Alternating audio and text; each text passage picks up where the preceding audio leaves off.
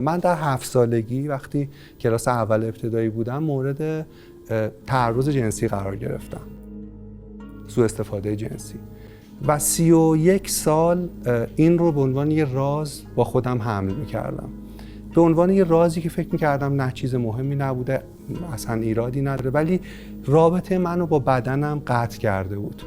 من یه آدمی بودم که انگار این بدنه احساس، میدونید چون وقتی این اتفاق برای کودک میفته میگن که انگار که از بدنش میاد بیرون برای اینکه اون لحظات رو تجربه نکنه و شاید هیچ وقت به بدنش بر نگرده. امروز در موردش بلند حرف میزنم برای اینکه این شاید تجربه خیلی از آدماست و میخوام بگم این منو کمتر مرد نمیکنه،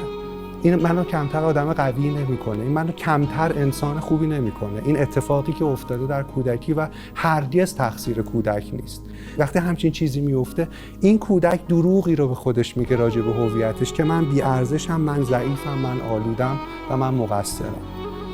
و همه عمر انگار حول این دروغه داره زندگی میکنه. همه باجایی که به دیگران میده، همه جاهایی که انقدر منعطف میشه که اصلا یادش میره که چی دوست داره یا چی دوست نداره،